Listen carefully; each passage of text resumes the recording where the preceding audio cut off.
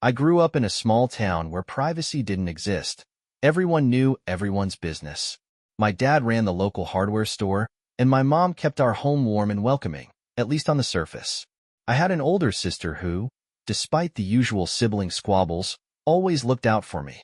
Life was simple: helping out at the store, playing sports with friends, and living by the values my parents drilled into me: hard work and honesty. But everything shifted when I hit my teenage years. My parents, big believers in education, sent me to an elite all-boys private school. That's where I first encountered the sting of social class differences. The rich kids had no problem reminding me I was from a working-class family, their arrogance often leading to fights, both verbal and physical. Still, I held my ground. That's when I met Liam Carter, a scrappy boxer who'd become my best friend. I often wonder why people do what they do, especially those closest to me. Take my wife, for example. She's cheating on me. She thinks I'm clueless, but I've known for a while. Funny how life works. My childhood was nothing extraordinary, just a typical upbringing with loving parents and a protective sister. School was a different story. Being a middle-class kid surrounded by privileged snobs wasn't easy. Their smug attitudes and constant jabs pushed me to the edge. To channel my frustration, I joined a boxing class at the Police Boys Club. That decision changed everything. At the club, I met kids who understood the struggle, but none stood out like Liam Carter. A natural in the ring and the son of a cop, Liam became my best friend after knocking me out during our first sparring session. From that day on, we were inseparable. Liam attended my school too, thanks to his dad's connections, and together, we dealt with the bullies. One day, a rich punk crossed the line, insulting my family. I snapped, broke his nose, and knocked out a couple of teeth. Liam, loyal as ever, had my back, handling the rest. He was kind to friends, but ruthless to enemies. We didn't think much of it then, but picking fights with wealthy kids was a mistake. Noah Bennett, the spoiled rich kid I'd flattened, had a powerful father who wasn't thrilled about his son's broken face. He pulled strings, getting Liam and me suspended for the rest of the year, even though only a month remained. Worse, he pressed assault charges against us. Luckily, girls from the nearby school witnessed the fight and backed our story. Noah had started it. Liam's dad, a deputy chief, helped too. The charges were dropped, but the suspension stuck. Noah's father even tried to make my parents pay for his son's surgery. That summer, I worked at my dad's store, keeping a low profile. Liam and I still hung out, hit the gym, and ran together. He even tried flirting with my sister, but she had bigger plans: college. Noah never let go of his grudge. He had it all: money, looks, influence, but he thrived on making others miserable. He tried to get back at me by dating Emma Collins, thinking I cared. I didn't. She was just a fling. Meanwhile, Liam dominated in boxing, becoming the state heavyweight champ. I did well too, ranking in the top 10. Liam considered going pro but didn't want to end up like his bitter, broken uncle, a cautionary tale in the boxing world. In our final year, we started dating girls from the neighboring school, cruising around in our beat-up cars, enjoying the freedom of youth. I lost my virginity to Emma, but it was just for fun. Liam and I realized college wasn't an option. I couldn't afford it, and he wasn't interested. The army seemed like the best path, so we enlisted, skipping prom for basic training. No regrets there. I quickly realized the military wasn't for me beyond my initial commitment. Liam, though, thrived. He had his sights set on special forces. After basic, I came home before starting officer training. Liam teased me about it, but I knew I could handle it. Plus, it meant a shot at earning a business degree. It was the first time we'd been apart in years, though I had no idea how long it would be before I saw him again. Officer training went smoothly, and I graduated as Second Lieutenant Ethan Blake. The business degree required an extra 3 years of service. I was assigned to the Army History Unit, mostly office work, but I enjoyed learning about military traditions, thanks to an insightful sergeant. I hadn't heard from Liam in a while. He was deployed in dangerous places. I worried, but I knew he could handle himself. My life settled into a routine: studying, boxing when I could, and occasionally dating. But nothing stuck. I hadn't met anyone who truly mattered, until everything changed. One weekend, I returned to my hometown for a music festival.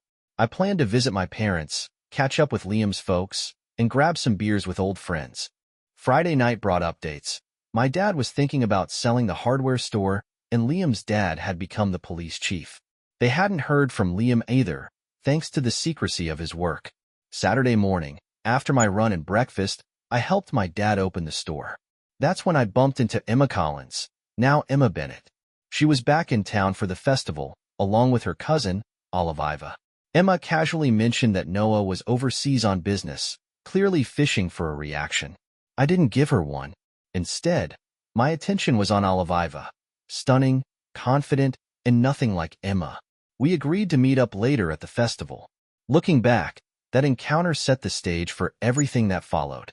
My dad couldn't resist teasing me about Emma, hinting she was still on the prowl despite being married. But I wasn't interested. I only had eyes for Oliviva. After catching up with some old friends, I headed to the festival where I found Emma, already drunk and flirting with anyone who'd look her way, while Oliviva stood by, clearly uncomfortable. I joined them, bought drinks, and endured Emma's endless rambling about her life. She'd married Noah right after graduation, probably a shotgun wedding thanks to a pregnancy that didn't last. Noah now worked in international business for his father's company. Eventually, Emma left with some guy named Logan Mitchell to check out his car, leaving Oliviva and me alone. Oliviva seemed relieved and even joked about her cousin's dramatic exit. We spent the rest of the evening talking, realizing we had a lot in common. She worked in human resources at Bennett Corporation, thanks to Emma's connections. We exchanged numbers before the night ended and planned a date for the following week. Things moved fast after that. Nearly 2 years into dating, we were inseparable. Oliviva was traditional, wanting to wait until marriage for sex, frustrating, sure, but it helped us build a strong emotional connection. Despite Emma's occasional meddling and Noah's shadow lingering in the background, we made it work. Oliviva's parents were wealthier, but they accepted me. Her father, a retired general, and I bonded over military stories. After I finished my degree, I proposed, and Oliviva said yes. Her father gave his blessing, but her mother, clearly influenced by Noah, insisted on a prenup. I didn't love the idea, but I went along with it. The wedding was smooth. Carter couldn't make it, but his younger brother stood in as my best man. Thankfully, Noah was overseas. It was a beautiful day, and the best part? Oliviva and I turned out to be just as compatible in bed as we were out of it. We bought a nice house in a good neighborhood and started planning for the future. We both wanted kids, but first, I had to decide whether to stay in the army or transition to civilian life. We agreed I should put my degree to use, so I started job hunting. I got lucky. A major bank hired me to oversee security, doubling my military salary. I left the army, excited to start this new chapter. We immediately started trying for kids, but nothing happened. A doctor's visit revealed the problem. I was sterile. I planned to break the news to Oliviva during a surprise cruise, but before I could, she announced she'd been promoted and had to travel with Noah Bennett, her new boss, on a business trip. I had a bad feeling, but what could I say? Oliviva assured me Noah had changed and was all business now. The morning she left, Noah pulled up in a limo, grinning like he owned the world. Oliviva hopped in, and they drove off. I spent the next few days sulking. Oliviva called to say everything was fine, but I couldn't shake the feeling that something was off. Then, on Saturday morning, there was a knock at the door. It was Carter. He looked tougher, more hardened by life. "War will do that to you." We hugged, cracked open some beers, and caught up. Carter had left the army after 10 years, tired of all the bloodshed. I filled him in on my life, including the bizarre connection to Noah, and we laughed about Emma marrying him. While flipping through some wedding photos, Carter recognized General Collins, Oliviva's father. Turns out, he'd been Carter's commanding officer in Special Forces. Carter casually mentioned that Mrs. Collins had a reputation for affairs with officers, which supposedly led to the general's early retirement to dodge a scandal. That revelation rattled me, making me question the family I'd married into. I invited Carter to stay the night, but he had to leave. He was starting police academy training on Monday. Before heading out, he promised to visit again when Oliviva got back. Alone with my thoughts, I couldn't shake the unease about Oliviva and Noah, especially after learning more about her family's history. The following week flew by. Oliviva called a few times, sounding normal. By Friday night, she was home, acting like nothing had changed. We spent the evening reconnecting, but something felt off. The next day, I told Oliviva that Carter had visited and suggested they catch up. When Carter arrived, holding flowers and a bottle of wine, I was about to introduce him when Oliviva blurted, "Oh my God, Liam, you're Carter." "Hi, Oliviva. Good to see you," he replied, cool as ever. I was stunned. Turns out, they already knew each other. Oliviva had met Carter on the army base when her dad was stationed there. They spent hours catching up, and I felt like an outsider in my own home. While cooking dinner, I overheard Oliviva whisper, "Does he know?" My stomach dropped. When I confronted them, they both got awkward. Carter left, saying Oliviva and I needed to talk. Oliviva confessed they dated while her dad was in command, but broke up when Carter deployed to Iraq. She insisted it was ancient history and that she loved me. Still, it stung. Why hadn't either of them mentioned this before? I called Carter, and he apologized, saying he didn't want to dredge up the past. I accepted it, but the seed of doubt had been planted. Life went on. Oliviva was busier than ever with work, and kids faded into the background. I never brought up my sterility. I wasn't ready for that conversation. Meanwhile, Carter became a cop, joining the narcotics squad. But at home, things felt different. Oliviva started working late, traveling with Noah more often, and our sex life dwindled. I couldn't ignore the growing suspicion that something was wrong. Needing space, I decided to help my dad close his hardware store as he prepared for retirement. Oliviva supported the idea, claiming she'd be swamped with work anyway. While sorting through the shop one afternoon, my dad surprised me. "Son," he said carefully, "I think you should protect yourself." I frowned. "What do you mean?" He hesitated, then added, "There's talk. Noah's been bragging around town. Says he's sleeping with Oliviva 3 times a week." His words hit me like a punch to the gut. I didn't know what to believe, but deep down, I feared he was right. I was furious. Suspecting an affair was one thing, but hearing it confirmed hit like a punch to the gut. I realized I'd been played for a fool. Determined to get the truth, I drove straight to Emma Bennett's parents' estate. When she answered the door, I didn't waste time. "Is Noah sleeping with my wife?" Emma's eyes widened. "You don't mess around, Ethan." "It's all over town," I snapped. She broke down, tears streaming as she confessed she'd left Noah and was back living with her parents, divorce on the horizon. She revealed their marriage had been forced, filled with resentment from day one. Noah never pretended to be faithful, keeping an apartment near his office for his affairs. Out of spite, Emma started cheating too. But things reached a breaking point when Noah admitted he was involved with Oliviva. Said it was only a matter of time before she moved in. That was it for Emma. She packed her bags and left. We talked more, but I was beyond sympathy. She vowed to make Noah pay. I had my own plans for revenge. As I left, I hoped it'd be the last time I ever saw her. When I got home, my parents were out, and Oliviva had left a note saying she needed to talk. Ignoring her calls, I grabbed a beer, sat on the deck, and let the anger simmer. My parents came back later. After a few more beers, I went to bed, restless. The next morning, I woke to the smell of breakfast. We ate quietly before I headed to the store with Dad for the final handover. After lunch, we went fishing. Dad, ever practical, advised me to confront Oliviva directly. When we got home, Oliviva's BMW was in the driveway. Inside, she was a mess, clutching tissues, having already spilled her heart to my mom. My parents made themselves scarce, leaving us alone. Oliviva broke down, saying Emma had called to announce her divorce from Noah and mentioned I knew about Noah's late meetings. Panicked, Oliviva had rushed over to talk. Through tears, she insisted she wasn't having an affair. The late meetings? Strictly business. She even claimed Emma started the rumors to sabotage us. She promised to avoid late meetings with Noah going forward. But her story felt rehearsed, her tears too convenient. I didn't buy it.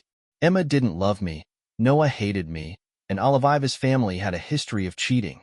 In that moment, I realized Oliviva wasn't just part of the problem. She was the problem. But I needed proof. I pretended to forgive her, masking my suspicion with convincing charm. We went out to dinner, and the next morning, she left for work, smiling, clueless. Once she was gone, I called Carter for help. Surveillance on Oliviva. Nothing formal, just enough to confirm my suspicions. I also had my dad tell Oliviva I'd be staying through Sunday, giving me more time to dig. After packing my car, I said goodbye and drove back to the city. No word from Carter yet, but I wasn't worried. I checked into a hotel far from familiar faces, then went to work to greet my boss and request another week off, granted without issue. While there, I opened a new bank account in my name, quietly transferring half of our joint savings and redirecting my paychecks. No way was I going to be left high and dry. Back at the hotel, I tried calling Carter again. No answer. I headed to the bar, nursing a beer, making small talk with the bartender until my dad called to check in. A few drinks later, I paid my tab, returned to my room, and just as I was heading out for a late lunch, Carter finally called. He apologized for the delay. He'd just been promoted to detective. We agreed to meet at a local bar, a cop hangout. Over beers in a quiet booth, I told him everything. Noah, Oliviva, the rumors, the late meetings, her sudden emotional outbursts. Carter listened, then cracked a dark joke. "You want me to kneecap Noah?" We laughed, but beneath the humor, we both knew this was serious. I needed evidence. Carter promised to handle it, leveraging his new connections. The next morning, nursing a hangover, I forced myself to act normal. I canceled my leave, called Oliviva, and said I'd be home that night. She sounded thrilled, oblivious. Over dinner, she even suggested we start a family. I almost choked. Knowing I was sterile made her words feel like a slap, but I said nothing. Weeks passed. I grew restless, waiting on Carter's update. Oliviva noticed our joint account was lighter. I lied, saying I'd lent Dad some money. She bought it, for now. Then, in early December, Carter called. "Got something," he said. We met at the same bar. He handed me an envelope. "Good news," he said. Inside was the private investigator's report. It cleared Oliviva. No affair. Just the same routines. Work, meetings, gym. Noah, on the other hand, was a disaster. Multiple women, gambling debts, pills. Carter smirked as he revealed Noah was about to be busted for cocaine. His downfall would be public, messy. The perfect Christmas gift. I bought a round for the bar and headed home, feeling lighter. Carter promised to swing by that weekend. When I walked in, Oliviva greeted me with more warmth than usual, practically draping herself over me. We ended up having intense, passionate sex, more emotion in it than I'd felt in months. Afterwards, she rolled over, breathless, and whispered, "You're going to be a father." I froze. She mistook my shock for joy, beaming as she explained she'd wanted to wait until after the first trimester to tell me. She rambled on about nursery plans, baby showers, maternity leave. But I wasn't listening. My mind raced. I was sterile. This baby wasn't mine. I stared at her, sleeping soundly beside me, oblivious. Anger boiled beneath the surface. I couldn't believe she thought she could pass this off as mine, especially considering how rare our intimate moments had become. Unable to lie beside her, I slipped out of bed, my heart pounding. I went downstairs to my study, the quiet of the house mocking me as I tried to figure out my next move. I was drowning in rage. For a fleeting moment, I even considered using my weapon, but I wasn't that guy. Not yet. I needed a plan. My life was a web of lies, and at the center of it sat Oliviva, spinning the threads. The baby wasn't mine. She was a cheater. Carter had betrayed me, and Noah? Just a pawn in a much bigger game. Surrounded by enemies, I knew the only way out was to pretend everything was normal while I mapped my next move. Step 1. Reach out to Noah Bennett. The next morning, I left early, called his office, and left an urgent message. No response. By mid-morning, it was clear he wasn't going to call back. I didn't want to risk showing up at his office, too many chances of running into Oliviva or her colleagues, so I decided to follow him. I rented an SUV, parked outside his office, and waited. When Noah finally left, I trailed him discreetly to an upscale apartment complex. Seizing the moment, I pulled up fast, grabbed him, and shoved him into the SUV. Noah was terrified, probably thinking this was his last ride. I assured him I just wanted to talk, though I'm not sure my tone helped. We drove to a secluded spot by a lake. I handed him the report Carter had compiled. Noah skimmed it, his face pale, muttering that it was all lies, blaming Emma for spreading rumors. That report isn't from Emma, I said. It's from Liam Carter. Noah's face drained of what little color was left. He knew he was in deeper trouble than he thought, but I surprised him. I don't believe most of it, except the part where you probably cheated on your wife. Noah's confusion deepened when I told him we needed to help each other. The guy wasn't the playboy the report painted, just another weak figurehead under his father's thumb. I warned him Carter was planning to frame him with drugs and get him arrested. Why are you helping me? Noah stammered. Because I need your father's connections to dig into Carter's past. Noah called his father, explained the situation, and handed me the phone. Mr. Bennett Sr. wasn't exactly friendly. What do you want, trailer trash? He sneered. I need a full report on Liam Carter, I replied, keeping my cool. Reluctantly, he agreed. Noah would leave the country immediately, buying me time. I waited until his father's people arrived to pick him up, knowing this move would derail Carter's plans. Back in the city, I dropped off the rental and laid low. Work offered an out. I accepted a 2-week assignment to visit regional offices. Oliviva wasn't thrilled about my sudden departure, but I played the providing for the baby card. She bought it. The 2 weeks flew by, though I kept trying to reach Bennett Sr. on my last day. A courier delivered a thick envelope, the report on Carter. I spent half the night reading, pouring whiskey between pages as the unsettling truth unfolded. The Liam Carter I knew at 18 was long gone. The report painted a picture of a man shaped by violence, a childhood scarred by witnessing his mother's murder. Boxing had been a coping mechanism, not just a sport. But it was his military record that hit hardest. After Special Forces training, Carter served under General Richard Collins, Oliviva's father. They clashed constantly. Collins was ruthless, while Carter had his own twisted sense of loyalty. Their biggest conflict? Carter's relationship with Oliviva. It started as a way to spite Collins, but grew into something deeper. Oliviva reminded Carter of his late mother, and that connection made him vulnerable. When Carter proposed, Oliviva refused, claiming she needed her father's blessing.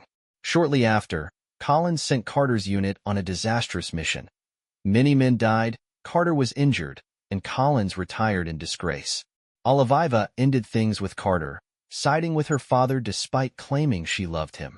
That betrayal broke something in Carter. He left the military, became a cop in my city, and plotted his revenge. His plan? Destroy General Collins by ruining Oliviva, seducing her, getting her pregnant, and causing a scandal. Using Bennett Sr.'s influence, he'd frame Noah, further dismantling the family's reputation. I'd unknowingly thrown a wrench in his plan by helping Noah escape. Now Carter would come for me. I returned home, heart pounding. The house was eerily quiet. No dog, no Oliviva. In the kitchen, I found a note, business meeting. The dog's with your parents. An excuse, nothing more. I called the police station. Carter was on a 2-week vacation. My gut twisted. Maybe I was overreacting. Or maybe not. I called Bennett Sr. What do you want now, trailer trash? He barked. Got the report, I said flatly. Thanks. Though it was a week late. He laughed, cold and dismissive. You didn't like what you found, did you? I found enough. Then you know what you're dealing with. I hung up, staring into nothing. I wasn't just dealing with betrayal. I was caught in the crossfire of a war I never signed up for. And the worst part? It wasn't over. What do you want now? Bennett Sr.'s voice crackled through the phone, dripping with contempt. You're wasting my time. I'm trying to find my wife, Oliviva Blake, I replied, my voice steady despite the rage simmering beneath. He chuckled darkly. How's your marriage going? Before I could respond, he added, she's at a meeting with Mason Reed, the temporary CEO. No doubt Reed's giving her the bedroom tour. I clenched my jaw, thanked him curtly, and hung up. Turns out Oliviva had been telling the truth, this time. But the knot in my chest didn't loosen. If she wasn't with Noah, where was Carter? The answer came the next morning. I woke up with clarity burning through the fog of betrayal. No more games. No more pretending. I was done. I'd divorce Oliviva, walk away from the wreckage, and let Carter have the Collins clan. I'd loved Oliviva once, but her lies and deceit had hollowed out whatever we had. Revenge was tempting, but my sanity mattered more.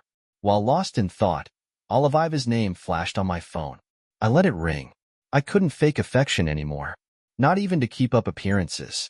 After a cold shower and bitter coffee, I went to work, made an appointment with a lawyer, and drained our joint accounts. I wanted full control over my assets. No surprises. At 10 a.m., everything shifted. A courier arrived with an unmarked package. The handwriting was eerily familiar. Inside, I found a videotape and 2 notes. One scrawled in jagged letters. I know. The ink was dark, smeared. Maybe blood, maybe not. The second note was a newspaper clipping. Bennett Corporation CEO found dead. Noah Bennett had been found on a beach, the police treating it as suspicious. I didn't need to watch the tape. I knew it contained Noah's confession, probably his final words. My military instincts kicked in. I left the office without a word, ignoring my secretary's questions, and drove out of the city. I needed to disappear before Carter found me. There was only one person I could trust, my old sergeant, Connor Hayes. When I reached Connor, he was lounging on the beach like he didn't have a care in the world. The contrast to the storm in my head was jarring. "Lieutenant," he greeted me with a lazy grin. "What brings you here?" "I need your help, Connor," I said, my voice low. "I need to disappear." No questions asked. His grin faded. He nodded, understanding the weight behind my words. Without hesitation, he made a call, then led me to his basement. We snapped a quick set of photos for new identification, avoiding the heavy stuff for now. Over greasy takeout and cheap beer, we made small talk, pretending life was normal. An hour later, his contact arrived with forged documents. I was no longer Ethan Blake. My new identity, Alex Parker. But despite the new name, the past clung to me like a shadow. That night, as I lay in Connor's guest room, guilt gnawed at me. Despite everything, I still worried about Oliviva. Not because I cared, I was beyond that, but because Carter was unhinged. She was tangled in his web, and I wasn't sure she'd survive it. I called her. She answered immediately. "Ethan? Listen carefully," I said, my voice tight. "Pack your things. Leave the hotel.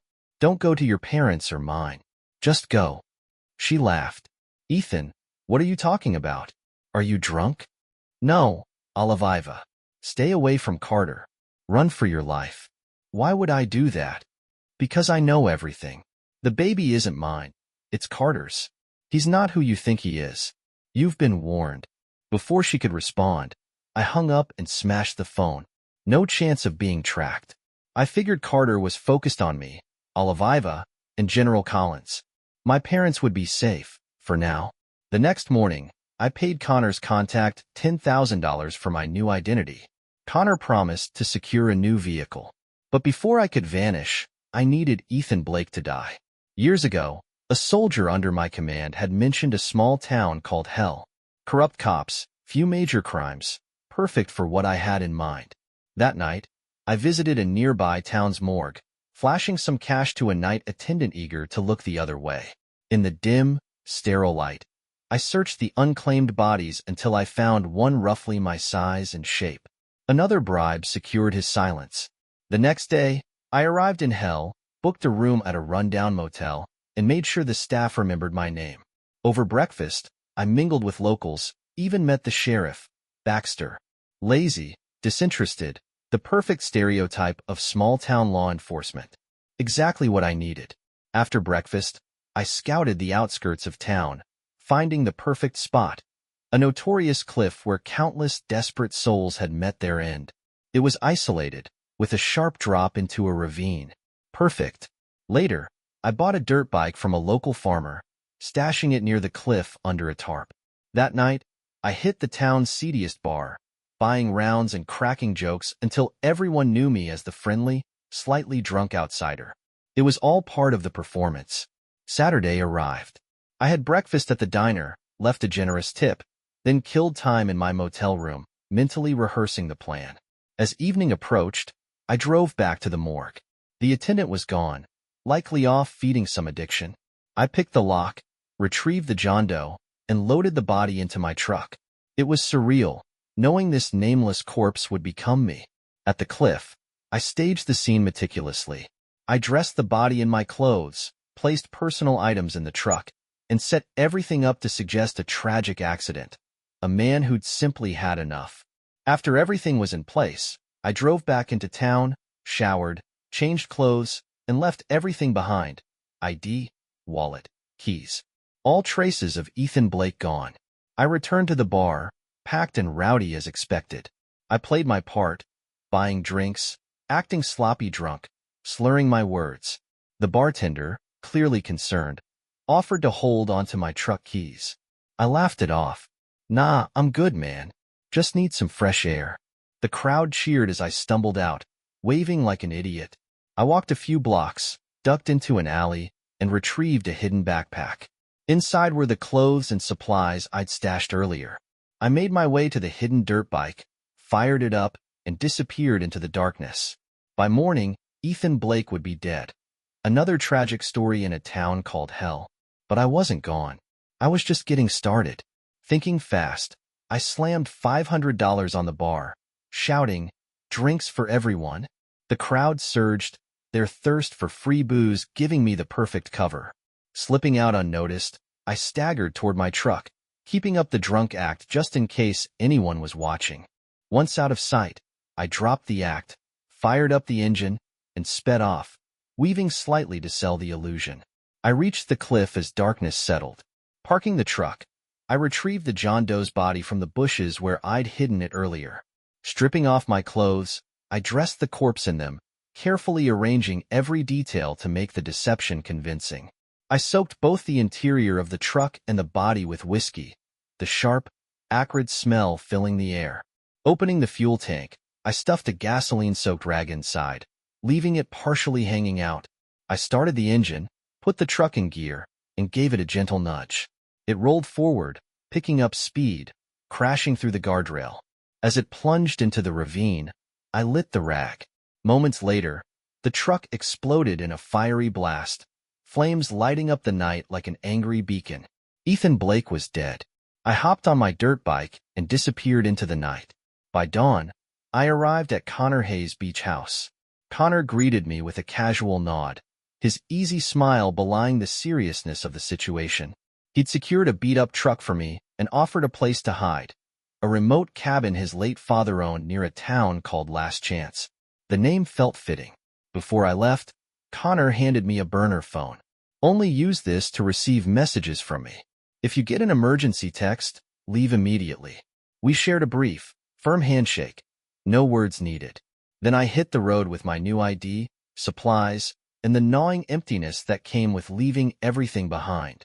The cabin was exactly what I needed. Isolated, surrounded by dense woods, and far from prying eyes. I settled in, letting the silence wrap around me like a shield. Connor had stocked enough supplies to last a month. I decided to grow a beard, change my appearance, and disappear completely. I hope everyone believes I'm dead. Days turned into weeks. I fell into a routine. Morning runs through rugged trails, grueling workouts, and long hours spent in thought. A week later, my burner buzzed. Ethan Blake is dead. Funeral next week. We'll watch over your family. Guilt hit me hard. The pain I'd caused my parents was a necessary evil, but that didn't make it easier. They'd grieve a son who wasn't really gone. Weeks passed.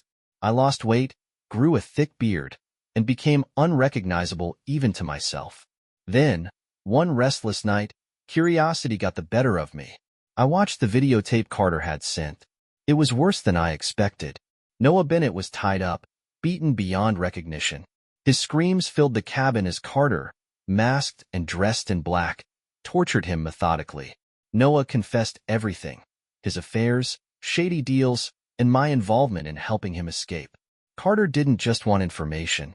He enjoyed the pain. At the end, Carter leaned into the camera, pulling off his mask, his face twisted in a smug grin. I'm coming for you, Ethan. I'll destroy everything you hold dear. Rage burned through me. Carter wasn't just a threat. He was a predator, feeding off fear. I couldn't live like this. Fueled by fury, I pushed my body to the limit. Longer runs, harder training, honing my combat skills. By week 5, I was ready to step out of the shadows. I ventured into town, keeping a low profile. I bought supplies, a laptop, and added to my arsenal a 7mm semi-auto rifle, a 9mm SIG P228, and enough ammo to start a war. At a pawn shop, I picked up an old boxing bag and gloves, remnants of the discipline I'd once had. On my way back, I passed a sign, puppies for sale. Impulse, or maybe loneliness, made me stop. I left with a scrappy border collie I named Jess. She'd be more than company. She'd be my early warning system. Back at the cabin, Jess settled in quickly. That night, I searched for news about Ethan Blake. A headline caught my eye, "Drunken Man Dies in Fiery Crash Near Hell." The article described how Ethan Blake, a visitor well known to locals, had gotten drunk, driven off a cliff, and died in a blaze. Sheriff Baxter confirmed no suspicious circumstances. Perfect. For 6 months, I lived off the grid, with Jess as my only companion. I ventured into town once a month, and the locals called me Grizzly Adams because of my beard and long hair. I didn't mind. The nickname was part of the disguise. Connor texted occasionally. Otherwise, I avoided the internet, until one July morning. I checked my hometown's local news and felt my blood run cold. Blake hardware store destroyed in fire, suspected arson. The new owner had kept the name, but I knew it was no accident. Carter was sending a message. I haven't forgotten. But that wasn't the worst of it. Another headline, "Tragic End for Prominent Family, the Collins Curse." Emma Collins had died after falling down the stairs in a drunken stupor, snapping her neck. On the day of her funeral, her parents, along with General Collins and his wife, died in a car crash on the way to the service. Only one Collins remained, Oliviva. The article described her as deeply traumatized, having recently lost her husband to self-destruction. Odd. My death had only been reported as an accident. Why the dramatic twist? Then, another headline, "Wedding Announcement. Oliviva Collins Blake marries Liam Carter." Oliviva had married Carter a month ago. The final punch came with an article about Noah Bennett Sr. suffering a heart attack, airlifted to a city hospital. I wasn't sure if Carter was involved, but the timing was too convenient. I couldn't sit in hiding any longer. I packed quickly, my SIG P228, supplies, Jess by my side. She sensed my tension, her ears pinned back as we hit the road. By afternoon, we arrived at Connor's beach house. He didn't recognize me at first, but just jumping all over him gave me away. "Lieutenant," he blinked, then chuckled. "Nice look, Bigfoot." I managed a grin, but there was no humor left in me. We went inside. Over a cold beer, Jess curled at my feet. I told Connor everything. The betrayals, the deaths, the rage burning inside me. "I'm done hiding, Connor," I said quietly, gripping my beer like it was the last tether to sanity. "It's time to finish this." I spent hours recounting everything to Connor. My history with Carter, Oliviva's betrayal, her pregnancy, faking my death, and the suspicious deaths of the Collins and Bennett families. I laid out the reports and newspaper clippings I'd gathered, asking Connor to keep them safe in case I didn't make it back. Connor was dead serious. "Lieutenant, guys like Carter aren't to be messed with. Special forces trained, and he's gone rogue." "I know, Connor," I replied, "but I can't live in fear. I have to stop him." Connor offered to help, but I insisted he stay out of it. "If things go south, protect my family," I said. Reluctantly, he agreed. His biggest concern wasn't whether I could find Carter. It was whether I could kill him. "If it's kill or be killed, I'll do what I have to," I said. I'd never thought about taking a life outside of combat, but this was different. As the saying goes, evil triumphs when good men do nothing. I'd run long enough. It was time to face the music. Late that night, I drove back to the city where I'd lived and worked for years. I checked into a cheap motel, dropped off my gear, and texted Connor to let him know I was safe. My first stop, the hospital, to visit Bennett Sr. I arrived after visiting hours, just as I'd planned. My beard and long hair helped obscure my face from security cameras. I knew the hospital layout well and had confirmed Bennett Sr. was in room 319 on the third floor. Slipping past security, I ducked into a restroom and waited until the hall cleared. Then I made my move. Bennett Sr. was pale, hooked up to machines, his breathing shallow. I must have dozed off in the restroom because I woke to the sound of a nurse checking on him. After she left, I stepped out quietly, but Bennett startled me. "Come closer. Let me see the face of my butcher." "Mr. Sans," he rasped. I switched on a small light. His eyes widened in surprise. "So Sans farms out his work now? What a gutless fool." "Get on with it," he sneered. "I'm not here to kill you, old man," I said. His expression shifted. "Blake, is that you?" Tears welled in his eyes. Tears of relief, not pain. I hadn't expected that. We talked until dawn. Despite our past, he seemed genuinely glad I was alive. Before I left, he gave me two things: a key to a safety deposit box and crucial information. Back at the motel, I texted Connor and crashed hard. When I woke around 11 a.m., I showered, grabbed some food, and called the hospital. Bennett Sr. confirmed I could access safety deposit box 112 under my new identity, Alex Parker. Before heading to the bank, I hit a barber shop. I shaved off my beard and buzzed my hair. I wasn't hiding anymore. My face was leaner, sharper, my body more muscular. Even if someone recognized me, they'd have to look twice. At the bank, I was treated like a VIP. Inside the box was a large envelope and a substantial amount of cash. I took everything, returned to the motel, and sat down to think. My conversation with Bennett Sr. had been eye-opening. Since my death, things had escalated for Carter. With Noah and me out of the picture, General Collins had become Carter's prime target. After I called Oliviva that night, she didn't run away. She ran straight into Carter's arms. She told everyone I'd abandoned her when I died. Carter and Oliviva were finally together, though Carter was frustrated he hadn't been the one to kill me himself. With me gone, only General Collins stood in their way. Bennett Sr. had started investigating both Carter and Oliviva. Oliviva had dropped the Blake name quickly, and Bennett spared no expense digging into their lives. Initially, he'd planned to use me as a weapon against them, but then I died. Before his heart attack, he'd been considering hiring some shady characters to deal with Carter. Now, with me back, he believed I was the key. He called it bloodlust. Maybe he was right. I promised to keep him updated, then opened the thick envelope. The report was extensive. While much of it I already knew, the new details hit hard. Bennett Sr. must have spent a fortune compiling it. Liam Carter and Oliviva Collins hadn't just been a fling. They'd been in love for years.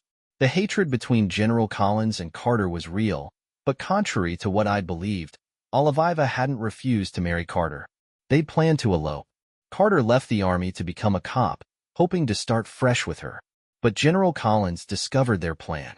He had Carter's unit deployed to the Middle East, hoping he'd die in action. Oliviva kept writing to Carter, declaring her love, but the general threatened to have him brought back in a body bag if she continued. Out of fear, Oliviva broke it off. Heartbroken, Carter tried to reconnect during R&R, but Collins sent his unit on a deadly mission instead. Carter survived, but he came back different. Cold, calculated, dead inside. After Collins was forced to resign, Oliviva never forgave him. Carter's rage found a new outlet, killing. His military training made him terrifyingly effective. And me? I was just a pawn, a distraction, a convenient piece on the board. I closed the report, my fists clenched. They'd played me from the start. But the game wasn't over. Oliviva had been close to her cousin Emma, which explained how she knew so much about me before we even met. Through Carter, she learned everything. She came to the festival with a plan, not for romance, but to marry me as a way to stay tethered to Carter. When our marriage lasted longer than she expected, she tried to push me away, denying intimacy, hoping I'd get fed up and leave. Her ultimate goal was simple: for Carter to return, get jealous, and reclaim her. The report detailed it all, much of the information coming from Emma Bennett herself. Bitter after Noah's death, Emma had spilled everything Oliviva had ever confided in her. Carter had returned to civilian life with two objectives, Oliviva and revenge against General Collins. Once he found Oliviva again, they resumed their affair, and soon after, she was pregnant. Oliviva hinted at an affair with Noah Bennett, knowing it would provoke me. She wanted me to either kill Noah in a jealous rage or divorce her, clearing the path for her and Carter. When I approached Carter for help, he saw another opportunity. He doctored the report on Oliviva, feeding me lies to keep me distracted. His real plan? Frame Noah for drug charges, then swoop in as the hero to gain favor with Bennett Sr. and use him to destroy General Collins. But Oliviva's pregnancy ruined the plan. She didn't know I was sterile. The moment she announced it, I knew she'd been unfaithful, and not with Noah. The affair was with Carter. Fueled by rage, I wanted revenge for both Carter's betrayal and Oliviva's lies. Realizing Carter was setting up Noah to manipulate me, I decided to protect Noah out of spite, not knowing just how crucial he was to their plan. When Noah vanished, Carter lost it. He hunted Noah down, tortured him, and discovered I had sabotaged his plan to get to the general. That's when he sent me the video of Noah's brutal confession, trying to provoke me into making a reckless move he could exploit. My call to warn Oliviva backfired. She tipped off Carter, and he started hunting me.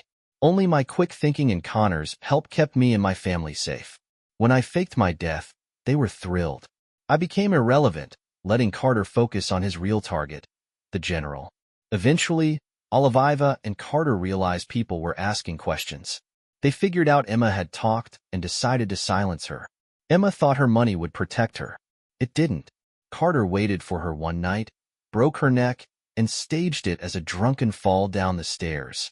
Then they sabotaged General Collins' car, ensuring it crashed on the way to Emma's funeral. Just like that, the Collins family was gone. Oliviva inherited everything: wealth, political connections, and a clean slate. After a brief mourning period, Oliviva and Carter got married. The only glitch was Oliviva's pregnancy loss. Whether natural or deliberate because they suspected the baby wasn't Carter's, I'll never know. Bennett Sr. was likely their next target, but his heart attack saved them the trouble. I considered walking away, but then I thought of my family, my mom, dad, and sister. If Carter got bored, he might come for them next. No. As my dad always said, when you've got a diseased dog, the humane thing is to put it down. I woke up the next morning wondering if it'd be my last. After a shower, I called Connor. I'm going to ambush Carter at the Collins mansion. He and Oliviva moved in after her family died. Carter's on leave, so he should be there. Connor promised to watch over my family, and Jess, if things went wrong. I thanked him, packed my gear, and rested until nightfall. Once dark, I dressed in black, checked my weapon one last time, and drove to the mansion. The streets felt like ghosts of my past, each turn haunted by memories of Carter and the man I used to be. I parked far away, moved through the shadows, and reached the perimeter. Knowing the layout from my high school days with Emma, I navigated easily. Through night vision, I saw Oliviva leaving in her BMW. I waited 5 minutes to be sure she wasn't coming back, then approached the house. Peeking through a window, I saw Carter in the dining room, a glass of wine in hand. I entered quietly through the garage, crawling into the kitchen, my heart pounding like a war drum. Carter sat at the dining table, back to me, engrossed in paperwork. I raised my weapon, ready to end it, but somehow, he sensed me. In a flash, he hit the floor. My first shot missed. He fired back, and pain exploded in my shoulder. I was outmatched. I sprinted toward the garage door, firing blindly for cover. Suddenly, the lights went out. I tripped, hitting the ground hard. For bullets ripped through the space where I'd just been. Fear gripped me. Carter was closing in, and I was bleeding out. I fired blindly toward the darkness. No sound, no movement. Then, the driveway lights flickered on. Carter was sprawled on the floor, dazed, blood trickling from a graze on his temple. A knife lay between us. I reached for it, but Carter recovered faster. "Never bring a knife to a gunfight, Ethan," he sneered, raising his weapon. Before he could pull the trigger, his head snapped back, blood splattering the wall behind him. Connor stood in the doorway, gun smoking. He dragged me outside, applied pressure to my wound, then went back inside. When he returned, we drove off at high speed. I drifted in and out of consciousness. When I woke, I was at Connor's beach house. A retired doctor friend of his had patched me up. I'd been out for days, but Carter was dead. I returned to the cabin with Jess, recovering slowly while following the news. The police believed 2 intruders had ambushed Carter. No leads. Connor had erased all evidence during the few minutes he'd been inside the house. Carter got a hero's funeral, but dead is dead. I planned to confront Oliviva, but she beat me to it. True to her selfish nature, she took her own life with Carter's gun, leaving a note. I can't live without him. It felt hollow. I wanted to end it on my terms, but she always managed to stay one step ahead. Now, I'm driving to Connor's beach house with Jess at my side. Ethan Blake is dead, but Jess doesn't care. As long as Alex Parker survives. The past is the past. It doesn't define the future. I will survive.